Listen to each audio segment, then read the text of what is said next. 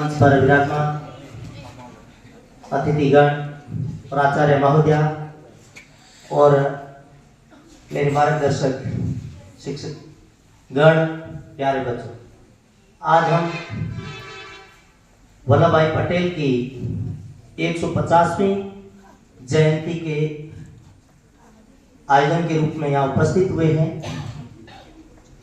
वल्लभ भाई पटेल के परिचय से आप सभी परिचित हैं।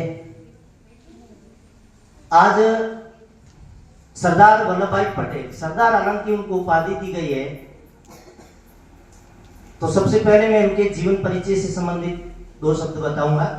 सरदार वल्लभ भाई पटेल का जन्म 31 अक्टूबर 1875 नाडियाड, गुजरात के अंदर एक किसान परिवार, साधारण किसान परिवार के यहाँ हुआ। पिताजी का नाम जवाहरलाल, वहाँ गुजराती में भाई बोलते हैं इसलिए जवर भाई, और माताजी का नाम लाड भाई। पटेल शुरू से ही दृढ़ निश्चय, ईमानदार, कर्तव्यनिष्ठ थे और वो अपनी परीक्षा, प्रारंभिक परीक्षा पास करके बैरिस्ट्री जो वकालत होती है वो लंदन से पास करके वापस आए। सरदार पटेल ने भारतीय स्वतंत्रता सेनानी के रूप में एक बहुत बड़ा योगदान दिया है। भारत के राष्ट्रीय आंदोलनों में भी उसकी महत्वपूर्ण भूमिका है, जिसमें सर्वप्रथम उन्होंने 1918 के अंदर खेड़ा, गुजरात के अंदर किसानों का जो आंदोलन था वो सफल आयोजन उन्होंने करवाया, नेतृत्व किया। उसके बाद 1928 के अंदर एक बारडोली, गुजरात के अंदर पुनः किसानों को सफलता दिलाई, कर वर्दी के खिलाफ आंदोलन किया, नेतृत्व किया। और उन्हीं आंदोलन के दौरान उपस्थित महिलाओं द्वारा पटेल को सरदार की उपाधि प्रदान की गई। सरदार मतलब एक नेतृत्व करता। उसके बाद जब बात भारत की आजादी की आई, स्वतंत्र भारत 1947 में जब भारत आजाद हुआ, तो सरदार पटेल को उपस्थित सदस्यों के बीच में उनको सर्वप्रथम गृह मंत्रालय का जिम्मा सौंपा गया और भारत के प्रथम गृह मंत्री होने का, गृह मंत्री के साथ साथ उनको भारत के प्रथम उप प्रधानमंत्री बनाया गया। पूरे गृह मंत्रालय का काम था संपूर्ण 562 रियासतों के एकीकरण का जिम्मा सौंपा गया।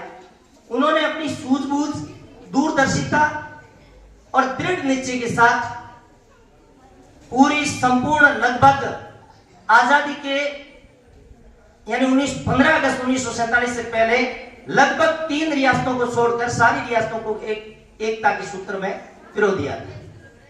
तो ये उनकी सरदार वल्लभ भाई पटेल की जो महान दृढ़ता थी, उन्हीं के कारण सरदार पटेल को लौह पुरुष के नाम से भी जाना जाता है और भारत का विस्मारक के नाम से भी वो प्रसिद्ध है।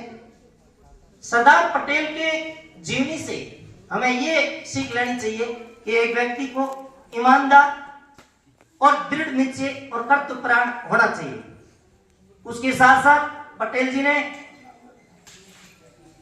1991 के अंदर सरदार पटेल को सम्मान के रूप में भारत का सर्वोच्च नागरिक सम्मान भारत रत्न से सम्मानित किया गया, जो मरणोपरांत था। सरदार पटेल जी के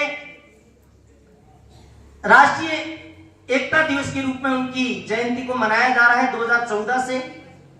और सर्वप्रथम स्टैच्यू ऑफ यूनिटी जो 31 अक्टूबर 2013 के अंदर तत्कालीन गुजरात के मुख्यमंत्री नरेंद्र मोदी जी ने स्टैच्यू ऑफ जो यूनिटी है, जहां पर दुनिया की सबसे बड़ी 182 मीटर मूर्ति का शिलान्यास किया था।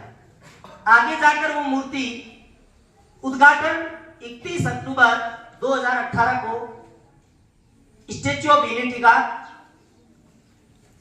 उद्घाटन किया। और ये स्टैच्यू ऑफ यूनिटी का मतलब है एक भारत श्रेष्ठ भारत। और उसी सरदार पटेल की भावनाओं का कदर करते हुए वर्तमान सरकार ने एक भारत श्रेष्ठ भारत कार्यक्रम भी चलाया जा रहा है। तो पटेल की सूझबूझ के कारण आज हमारा जो दुनिया के कोने में भारत अखंड, अजय और एकता के सूत्र में बंधा हुआ है। विविधता में एकता होते हुए भी एक भारत है, श्रेष्ठ भारत है। तो मैं आज पुनः पटेल को इस मंच के माध्यम से बारंबार प्रणाम नमन करता हूं, जिन्होंने इस भारत को एक सूत्र में बांधने का काम किया। जय हिंद, जय भारत।